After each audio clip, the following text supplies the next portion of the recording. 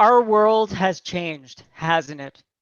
Even before the pandemic, our perimeter was disappearing, dissolving right before our eyes. What was once non-traditional is now the status quo.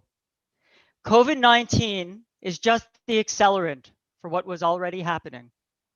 So how do we navigate this new normal? We do so by seeking guidance from those who have been there and have had that experience.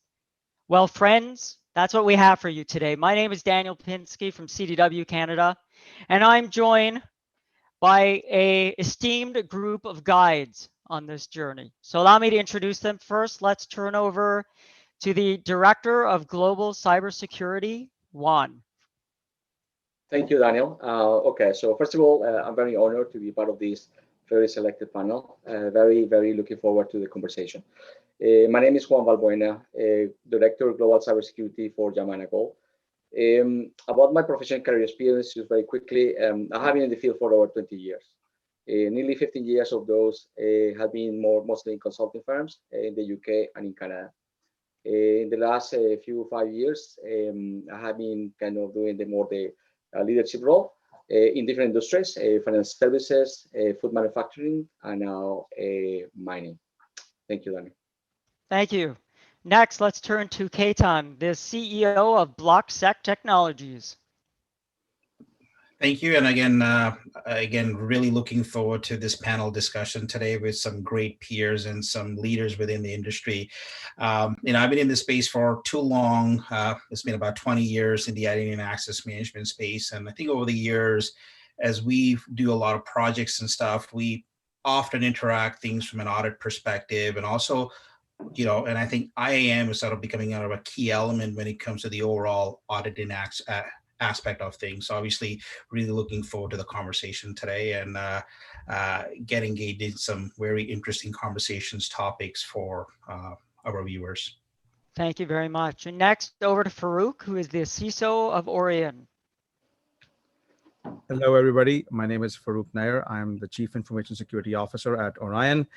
I have an experience of almost 19 years now, and have had experience in security leadership. But apart from that, have spent a large part of my career being an IT auditor and doing IT compliance work, and have worked in a range of industries. Worked for the financial services industry, consulting industry, and right now working as the lead virtual CISO for Ontario Cybersecurity Higher Education Consortium. So working closely with the public sector right now.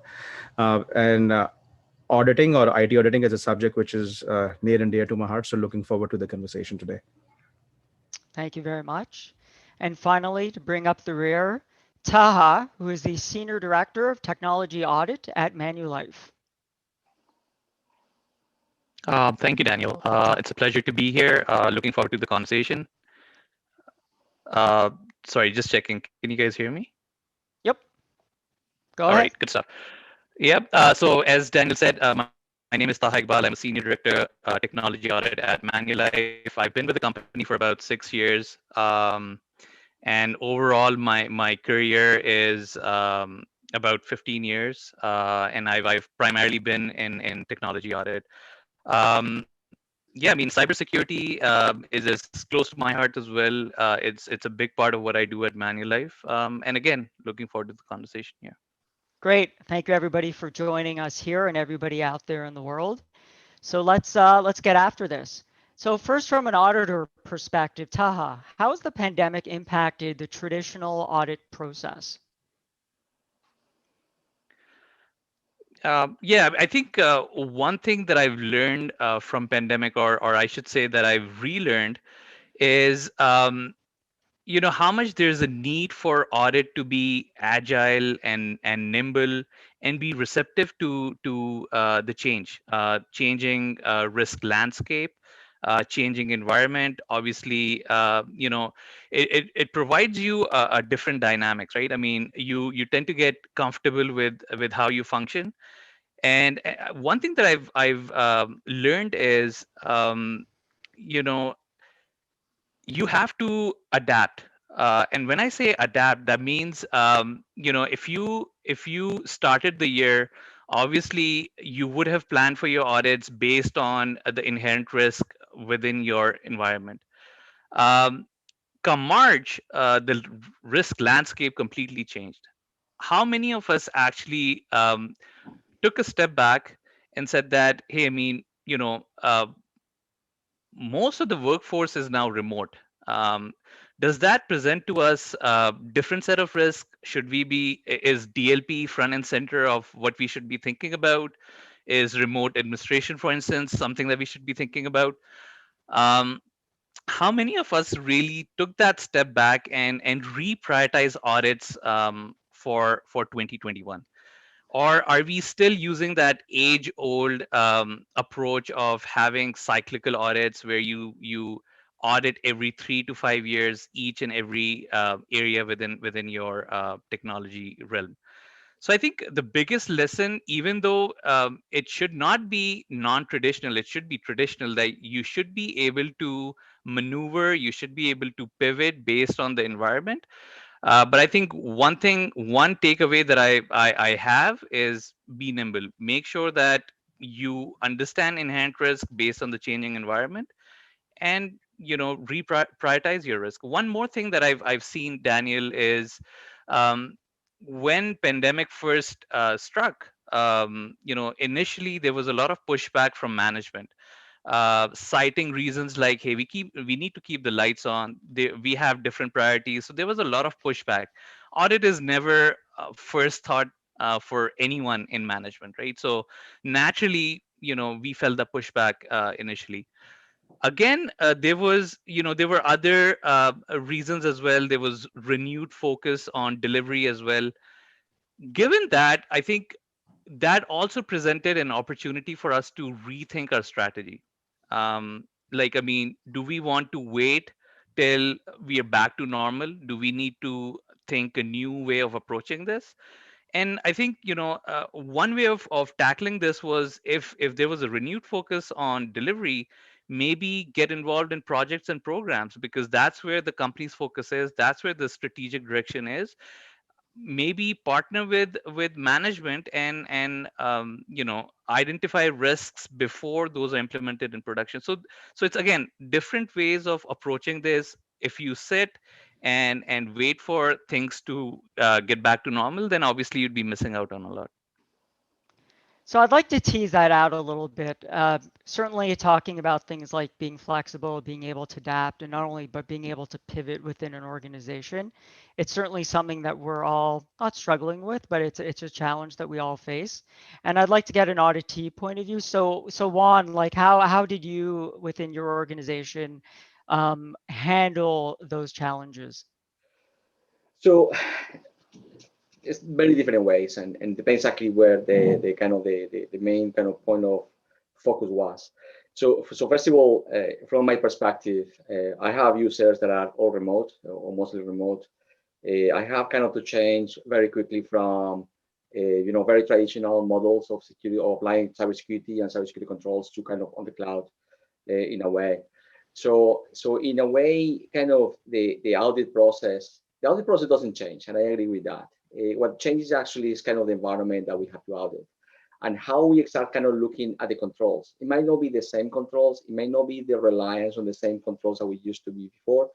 That will change to potentially, considering the fact that we have things on the cloud, we have people, out there accessing from non-trusted networks, potentially from non-trusted computers, and kind of looking at, where exactly you are enforcing your policies, where are you applying your policies, and making sure, information is only accessed by the right individual, or the authorized individual. So that's kind of overall kind of how that changed a little bit the process. I do agree as well that the pandemic is not the cause of the change. We were kind of changing before. The digital agenda has been in the companies for a very long time now. But it's very true that the pandemic accelerated this immensely.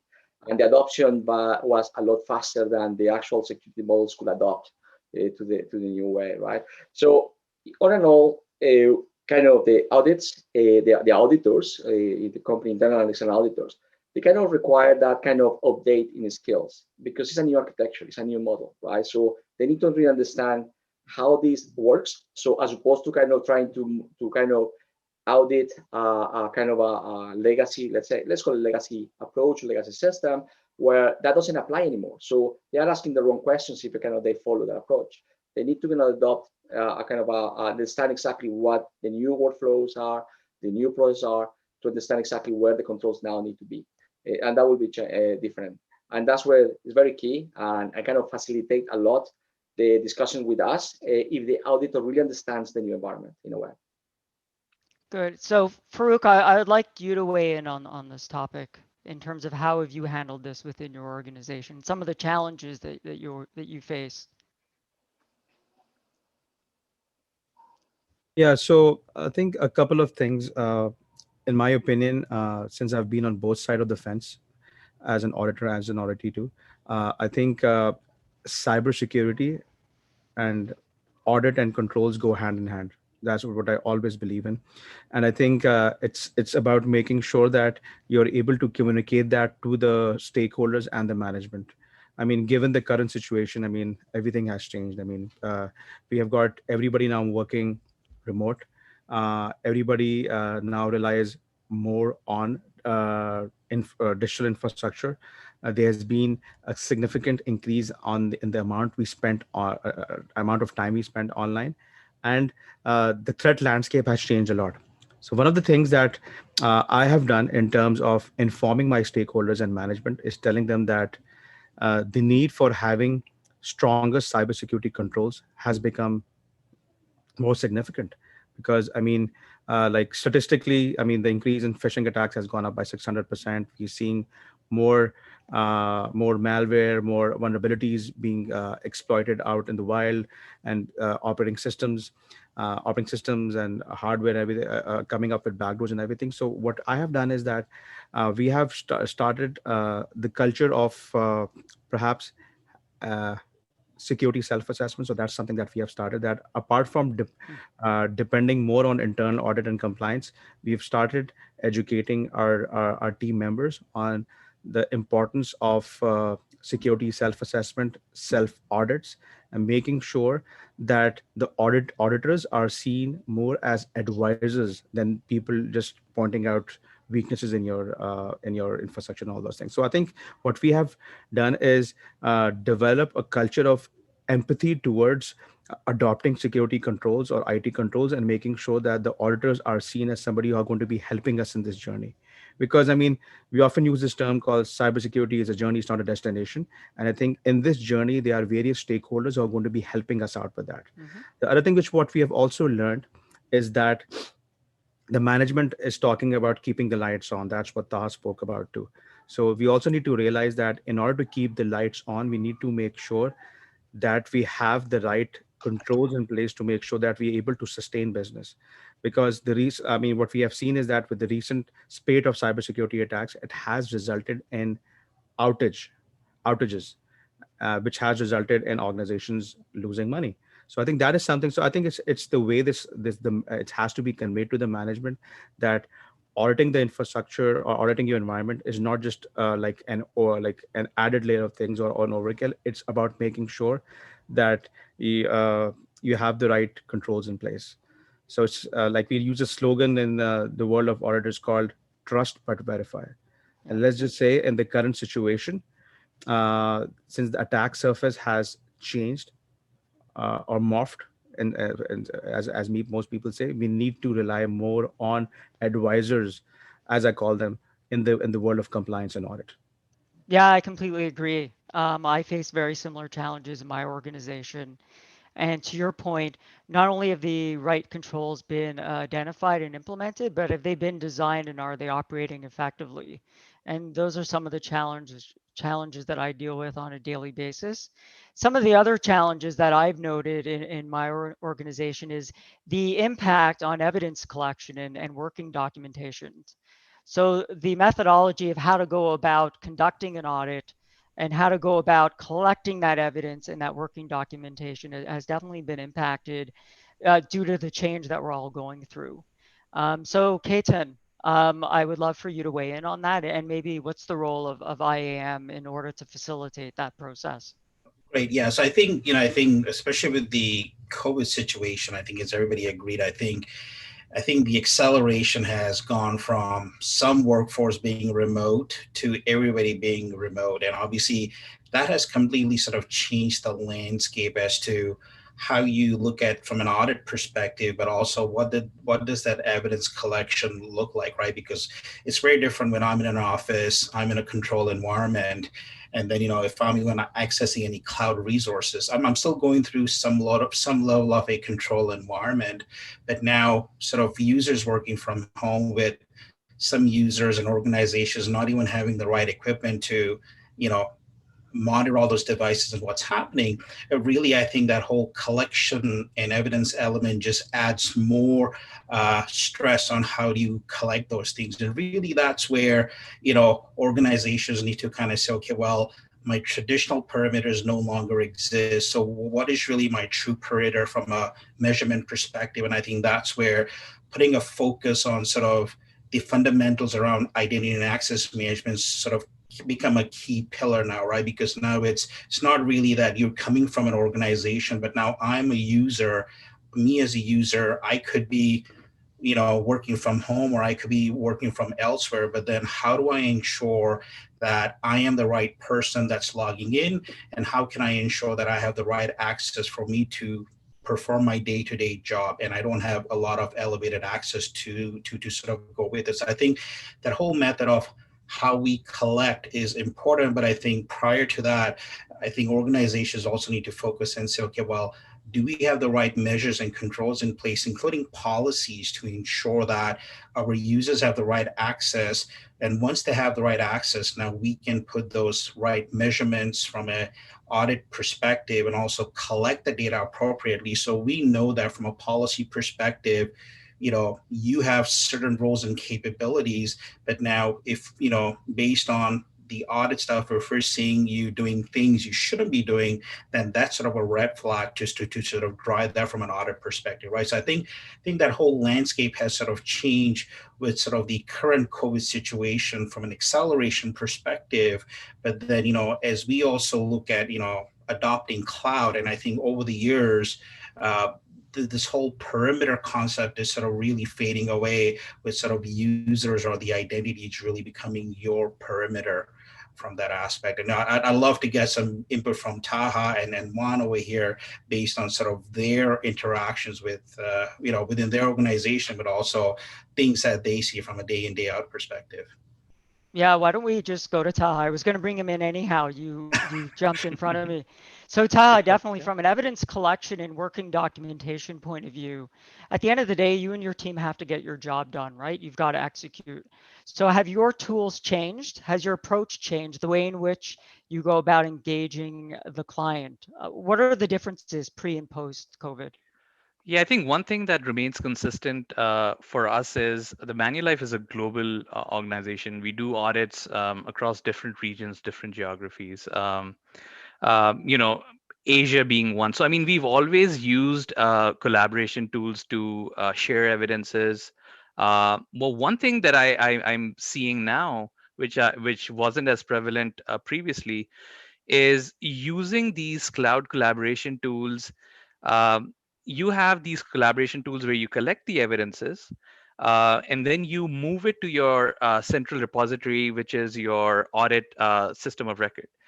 But what do you do after an audit engagement is completed? Because you are receiving highly confidential information. I think the area that, from an audit perspective, that we should focus on is how do you manage those artifacts after the audit engagement's done? Because anything that is of essence should already be on the system of record. And and making sure that you delete the data that you received over collaboration tools is essential. And I think just one thing that I'm seeing a lot of is the ease of sharing these artifacts and ease of sharing these evidences, and it could lead to bigger impact if you do not manage the sharing appropriately, I feel. Because ultimately, you're sharing a lot of confidential and highly confidential data, and data privacy becomes really important.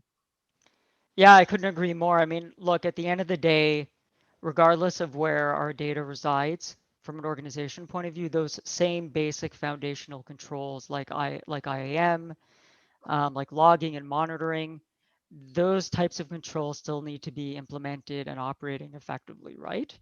How you go about doing that if your data happens to be in a cloud environment or if you're leveraging a CSP, that may be a little bit different. Right. But at the end of the day, I think the control objective remains the same.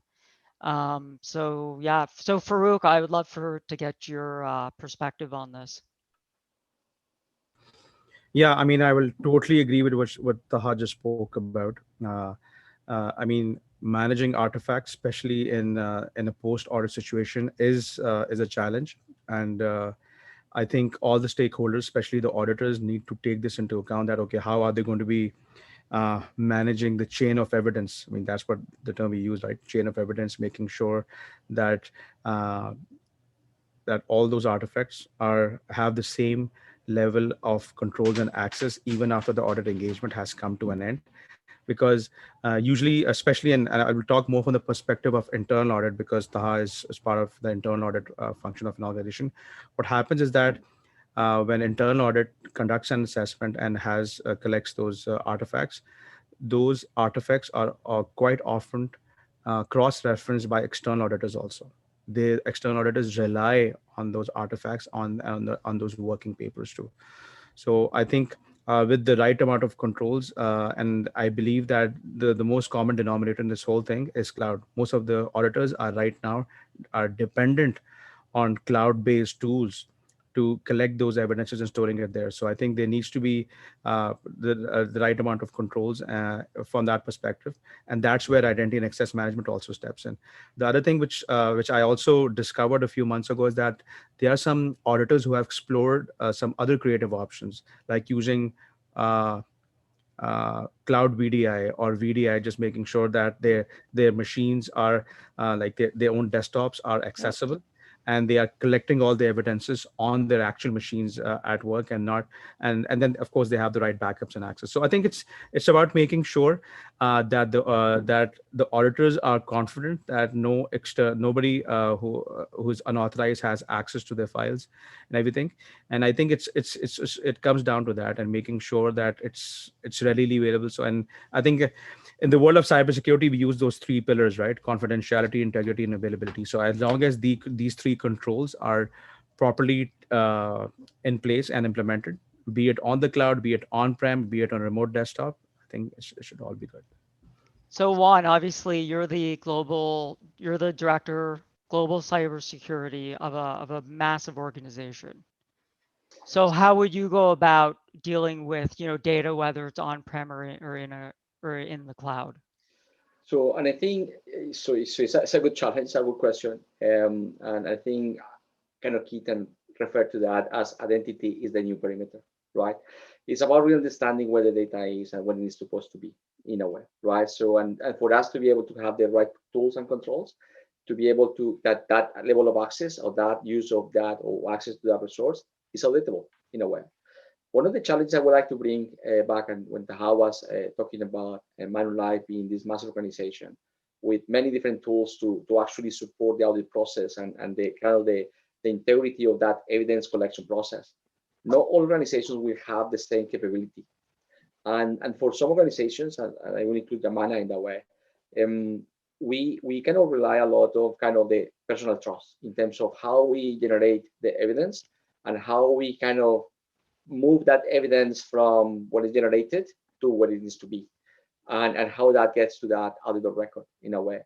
Um, Trying to kind of maintain the integrity becomes the key objective or key goal in terms of how we kind of ensure that that is the case, and we can, as Farouk mentioned it, external auditors will rely on that evidence from time to time. How we can actually show them that actually that integrity has been preserved all through the process. So it's kind of challenging, and it depends exactly how or where the data is or what's audited. We have different sites in very remote areas where probably the infrastructure or the whole kind of environment is not the same as in our office in Toronto, for example. And that kind of becomes a different sort of process altogether in a way.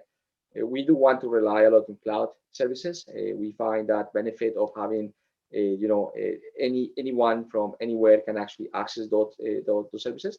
And again, we rely a lot of that identity process in terms of the identity management process to ensure that only the right people have access to those in a way. Good. I completely agree. And I think we can all agree on the panel that, I'm going to bring in another dimension, and the dimension is the impact of regulatory requirements, right? Whether we work for local, national, international, or truly global organizations, those regulatory requirements dictate how we go about governing our organizations. So, Ketan, from impact of regulatory requirements, why don't you weigh in on that?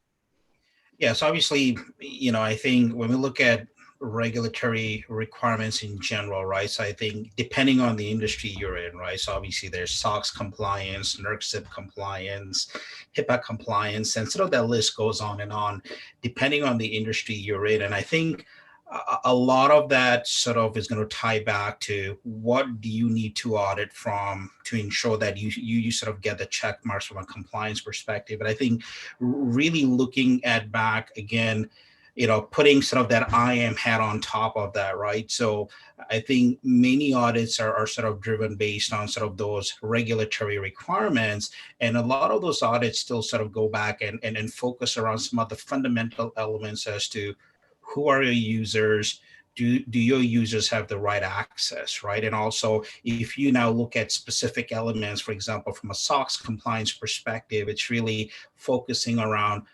what type of financial access do people have access to within the right organization, right? So this sort of ties back to that element. If we look at things from a PCI DSS perspective, again, very particular outlines around the context around an account and capabilities around that, but then also ensuring that when people sort of log into a PCI DSS type environment, do you have like a second factor or multi-factor authentication enabled, right? So a lot of these sort of standards, including when you sort of bring in the NIST standards on top of that, it kind of really allows you to ensure as an organization where depending on where you sort of fit in that requirements, you do have to adhere to those things, which sort of ties back to some of the key elements around what am I auditing, how am I auditing, which applications am I auditing, and then also looking at the elements outside of the applications, right? So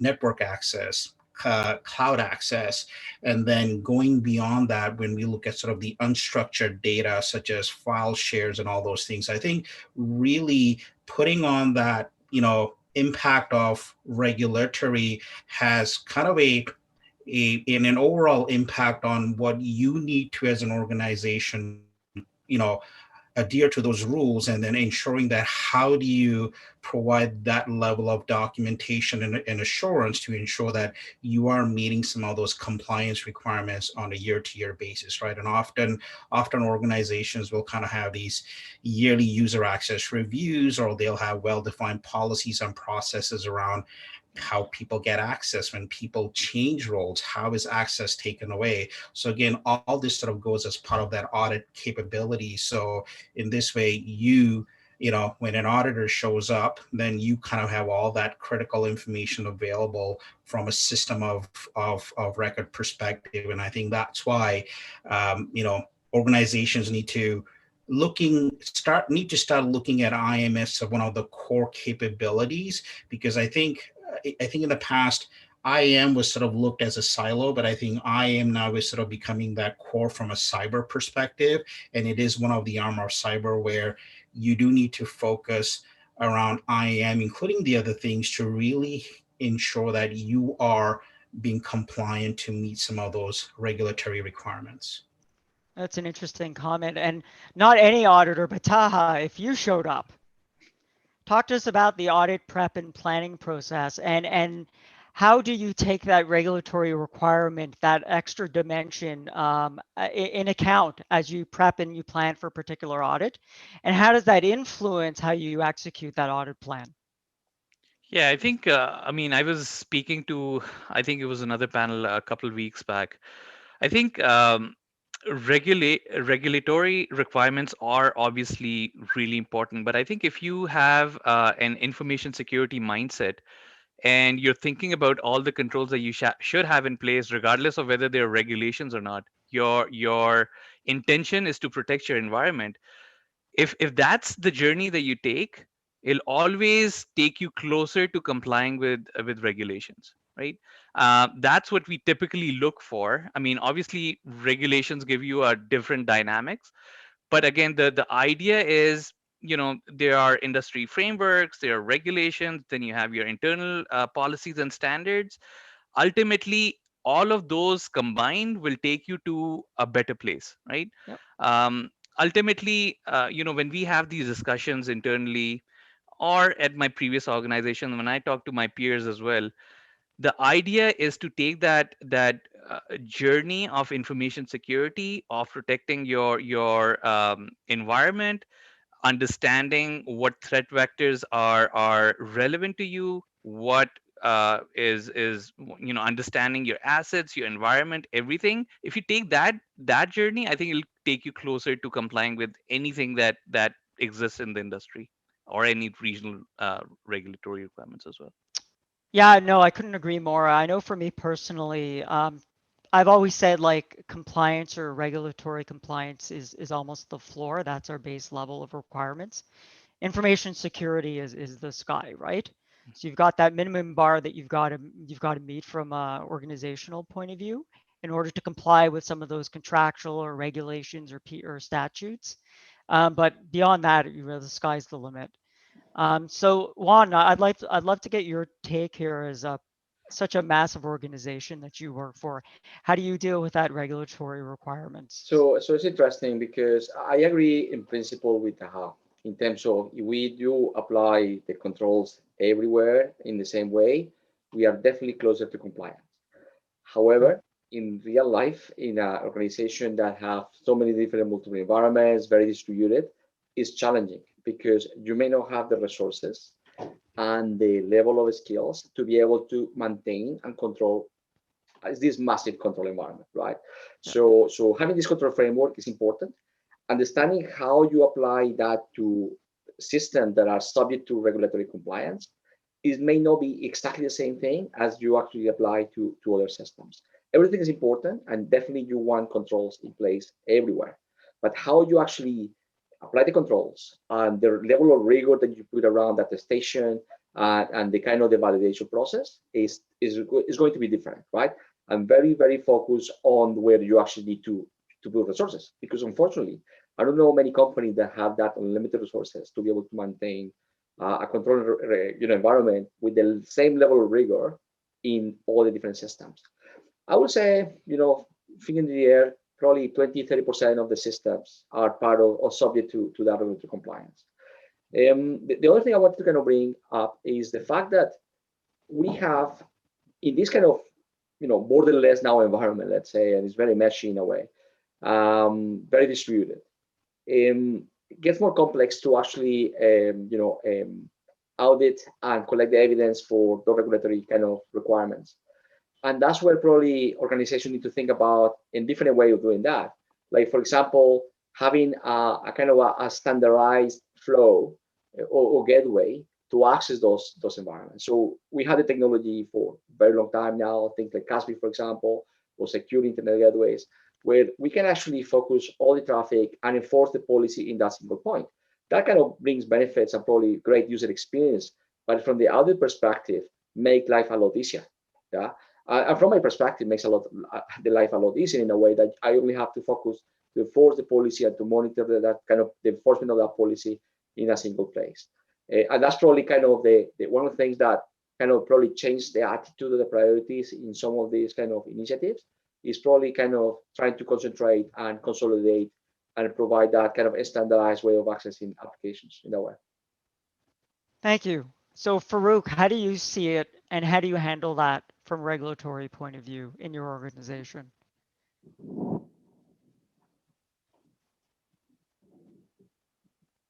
I would like to start off by saying that, and this has been a practice which I usually follow, is making sure that the organization understands that they need to have a more proactive approach towards adhering with regulatory requirements. The second thing is having a baseline in place, as Taha mentioned. So, and also making sure that that whenever we talk about a security baseline, that directly ties in with security hygiene. And I'll detract from the subject for a few seconds and just pick on a few breaches which took place recently. And you would have noticed that in most of these large breaches, if you do a root cause analysis, we'll find out that there was a lapse in one of the security hygiene controls. So I think making sure that there is a strong culture for having a basic security hygiene in place. And right now, uh, since the attack surface has increased exponentially, there needs to be security hygiene in place. There needs to be a more proactive stance towards it.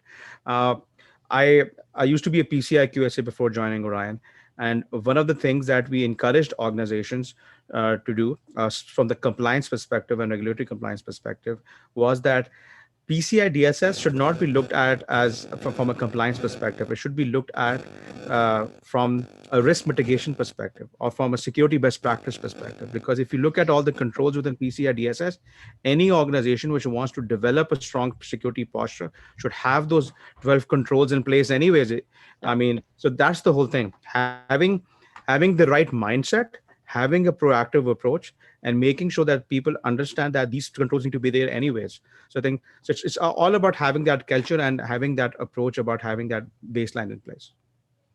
Yeah, I couldn't agree more. From somebody who's taken my organization through PCI compliance and then full ISO 27001 and a CSF certification, PCI was really that foundational block. And I agree with you 100% that if you are PCI compliant or if you actually go through a ROC or a SAC, the overlap between the PCI controls and then kind of the ISO domains and the NIST domains, it's unbelievable how much of an overlap that there are. So I want in your organization, how do you deal with trying to embed that that proper good information security hygiene and like the culture that you want to see in your organization? Sorry, Daniel, did you say Juan or Taha? One. Juan, okay. Yeah, so it's a very good point. And it's all about, I would call it education, right? Yep. So there is a big element of education because, again, we have a global presence, we have teams everywhere. And it's about kind of bringing that up, that kind of awareness of the policy. And more than kind of just a policy for the sake of this is the policy and you must comply, it's about this is basically that's a good practice. It's basically what we are trying to do. We need to protect the organization, we need to protect the individuals as well. So it's a lot of with awareness, has to do for me a lot of awareness. It's kind of trying to kind of bring the level up consistently across all the organization.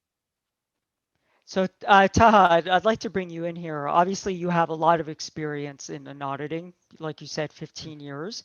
So what are you seeing in the field? What are you seeing out there? What are you seeing that we're doing well?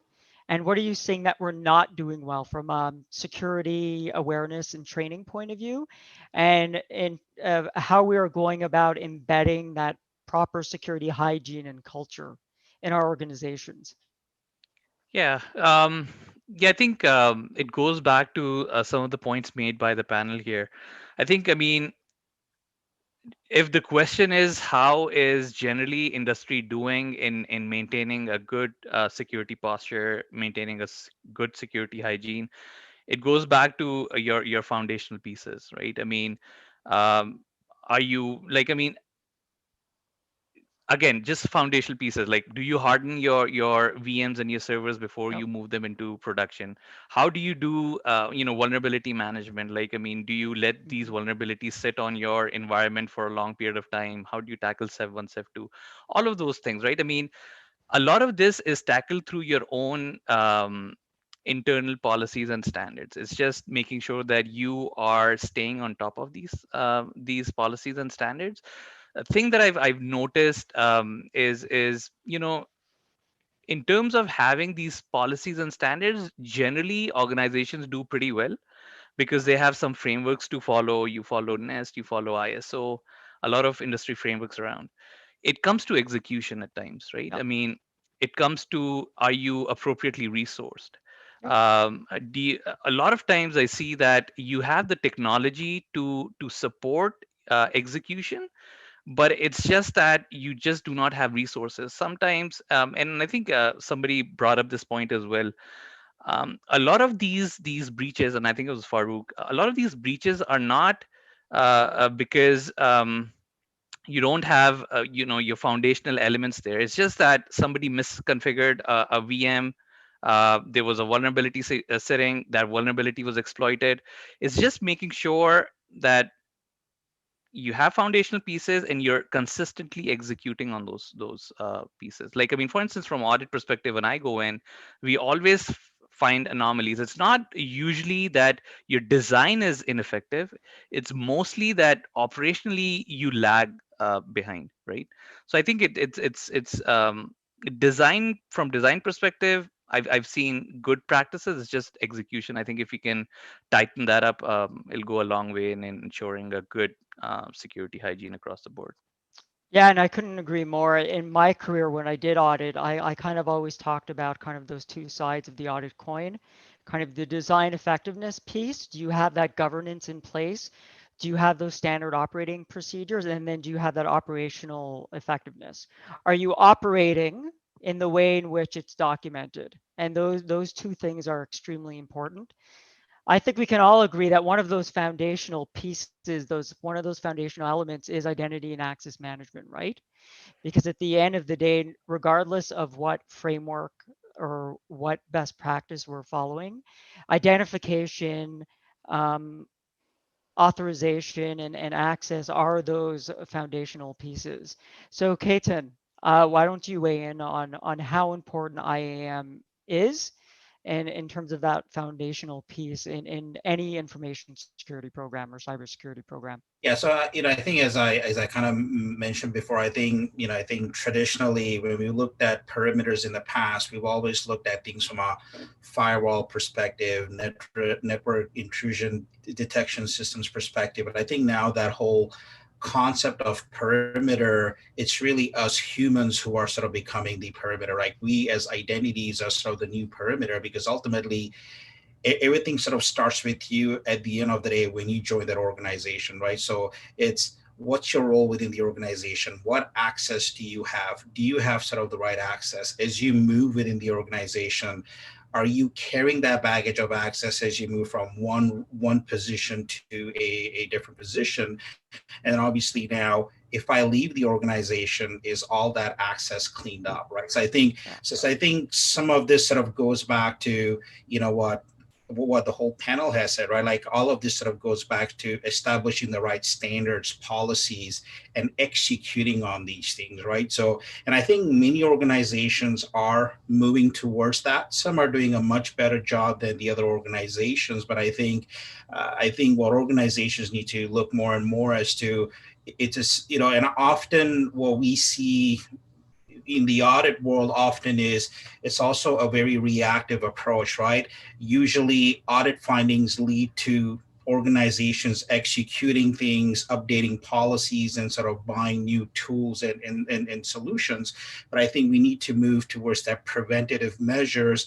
And as Taha was saying, I think this is where, staying upfront, ensuring that you have the right resources, you have the right people to execute on those policies and standards, then also having the right tool sets and solutions to have you being able to be effective. Because I think it's kind of finding that right balance of the right amount of people driving those things, but also that right amount of solutions and tool sets to allow you to automate some of these basic things, which can really help you as an organization sort of streamline on how you sort of, you know, define the life cycle of the user within your organization, and how can you effectively manage that from sort of the birth of that person into the organization until they leave the organization.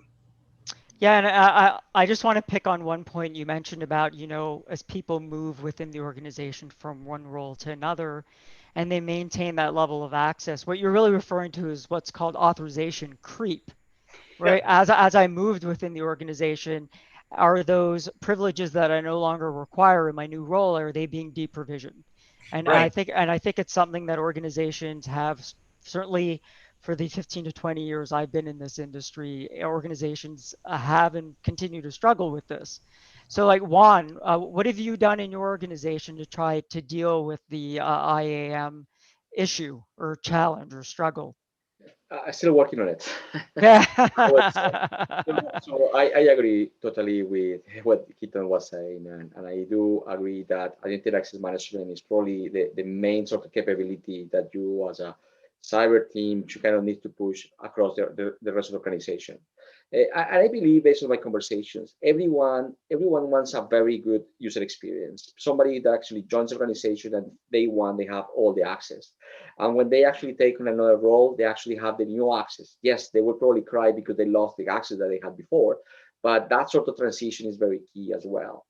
One thing that I have heard from my stakeholders across the organization is sometimes it takes a bit longer than required, right? So it takes a bit Yeah. too long to each provision the access. And it's a challenging problem to have. It's not a simple solution. It's not a technology solution. It's definitely something that has to be related to kind of the company understanding of what level of access people will need when they join the organization. What system do we have in Yeah. place? What level, what is the kind of the permissions needed for a particular team? And to be honest, unfortunately, I hate to say that, but it's very common to say, oh, I don't really know what access you need to give to this new guy, but why you Mm. don't really should give it the same access to this other guy? Yeah. Yeah. So Yeah. it's kind of like, yeah, they kind of do the same thing without really understanding exactly the implications of somebody just joining the organization. I mean, having somebody's access that had been in the company for 10 years. And that actually is a massive, problem to have because how you justify later an audit that actually this guy needs that level of access. And that's the challenge, right? So it's like a bit of education. I go back to the problem of education. Again, it's not really about educating the user, but educating the business about the importance of having the just assigning the right level of access to individuals and the role of the line managers to let us know in cyber or whoever is actually executing the process to actually, oh, this guy actually changed roles. There's a new title here. And that's a big problem, right? The second part is obviously technology. I said this is not a technology problem, but definitely the technology is going to help us a lot, right? Yep. So once we understand the process, the practices, what access need to give given to a particular individual from a particular function, if you can implement that or automate that process and be able to integrate the HR system into your Active Directory or to the Should ID, whatever you have, as well as kind of the group allocation, the security group allocation. So everything is very repetitive if Yep. you are able to kind of do the appropriate analysis. Very easy to orchestrate. We have plenty of technology that Yep. can actually do these kind of things.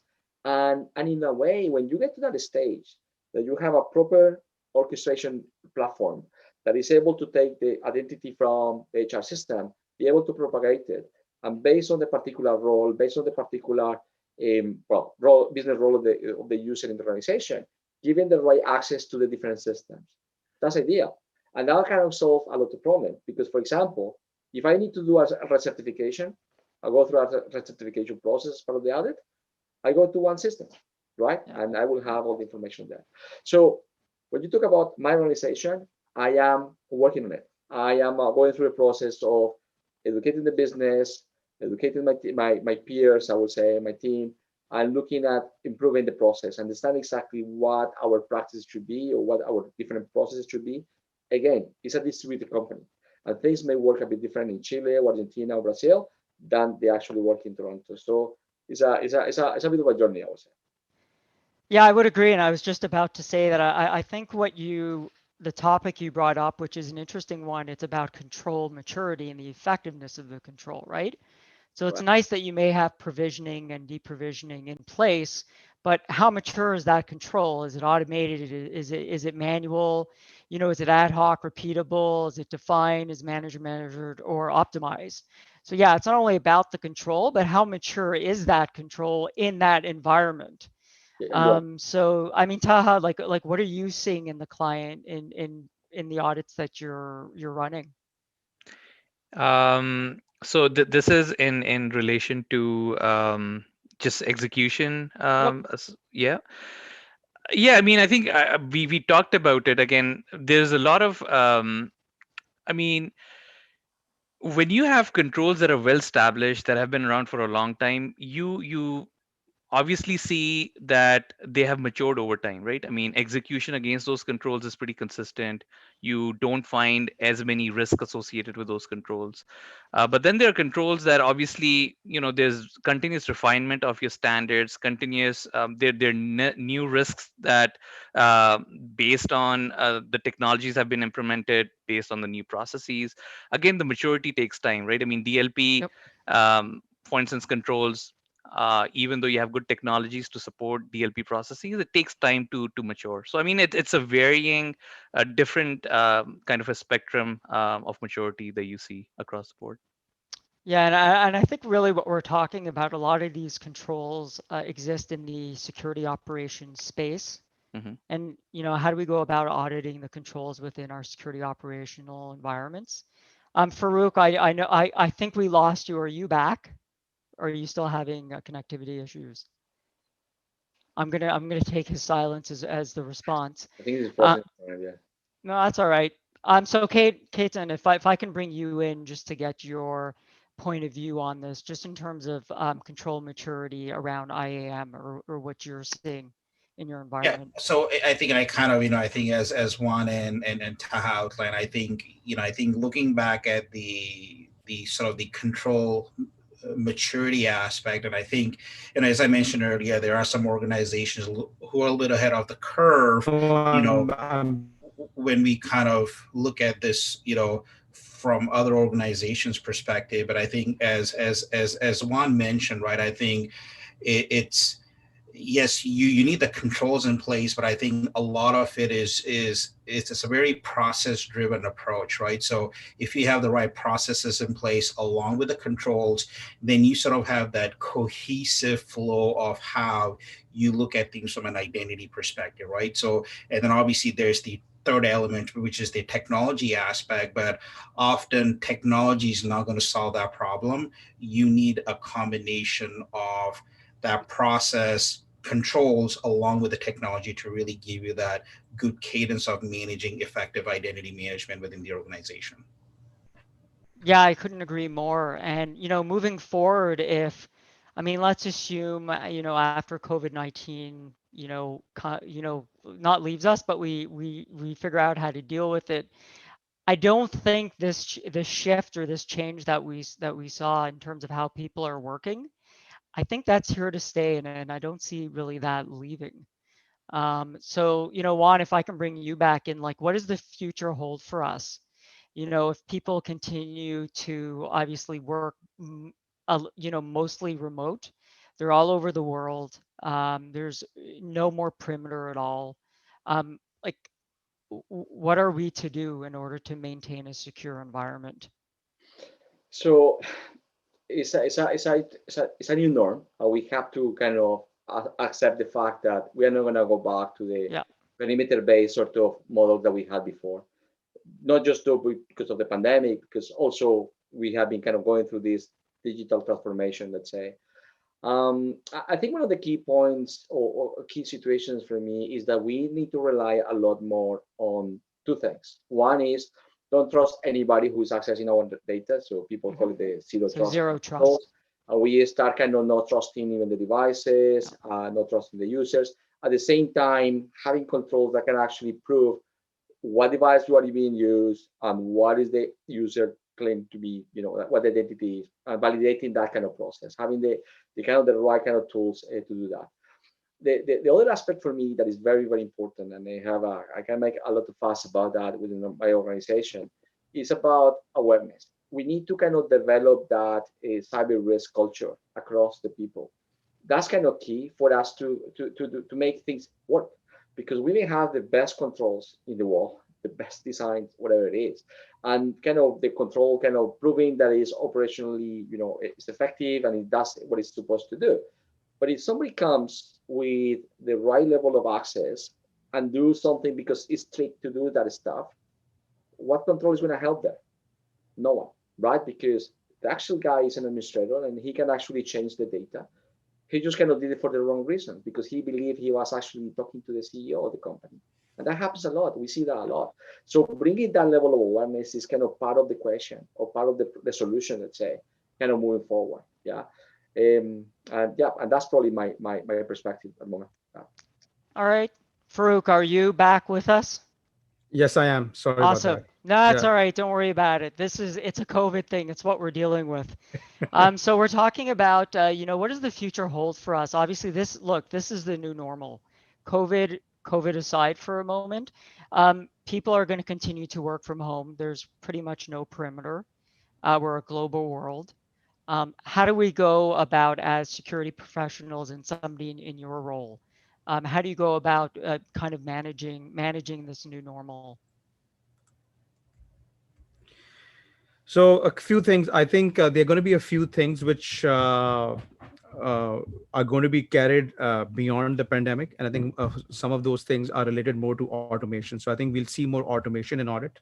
That's the first thing. Okay. The second thing is that when we talk about automation, it means we are going to be talking more about relying on tools. That's the second thing. The third one is that I think organization, and I think I'm repeating myself over here, sounding like a broken record, that organizations will need to have a more proactive stance towards controls, because that's the only way organizations will be able to survive. Because, see, from the business perspective, I believe audit is the third line of defense, right? The first line of defense is basically your business, and then you have your compliance and risk folks. So I think what needs to happen is that there needs to be more proactive measures. There needs to be more things like security self-assessment or self-auditing, which is going to be helping out organizations. uh, Organizations are going to be relying more on GRC tools, especially organizations who are dependent on so many regulatory requirements. They would be relying on those things. So yeah, these are some of the few things which organizations would need to consider moving forward. Yeah, I know it's interesting that you mentioned where you feel a little bit like a broken record, where you're Hmm. going over the kind of those fundamentals, the security hygiene over and over again. But the fact that we still need to do it Hmm. means that I don't think you can ever emphasize it enough, right?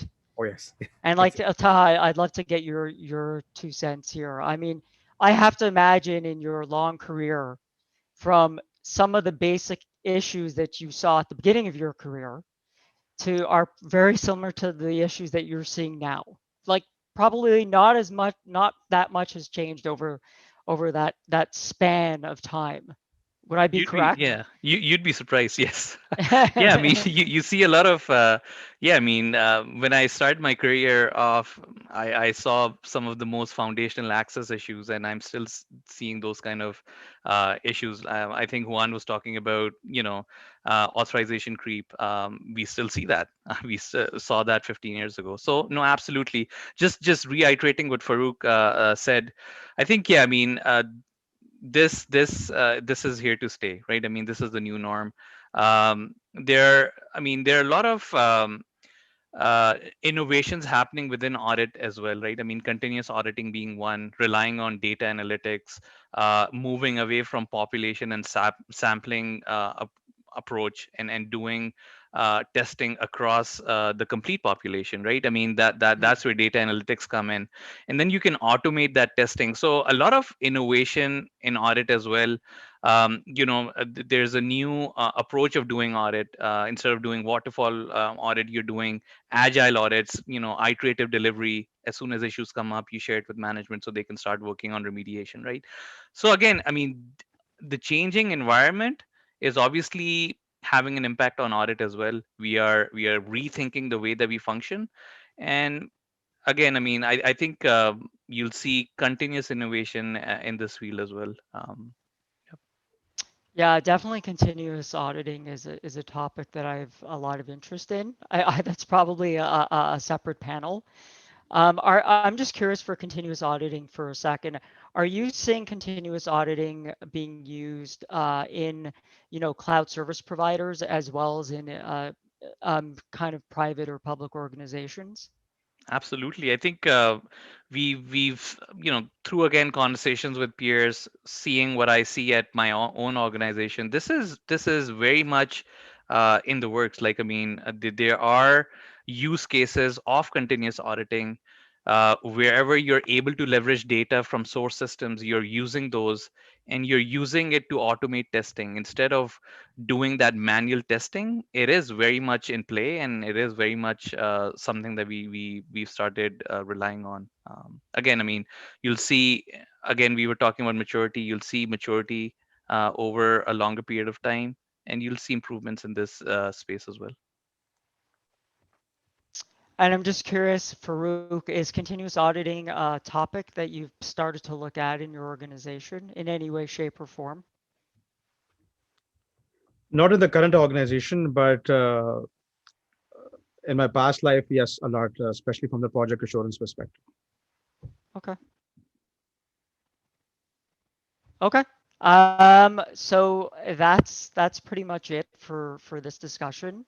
I'd like to thank everybody that joined us, and I hope the people out there who tuned in and viewed, I hope we provided value to you, and I hope it helps you on your journey. So thank you very much, and good evening and good night.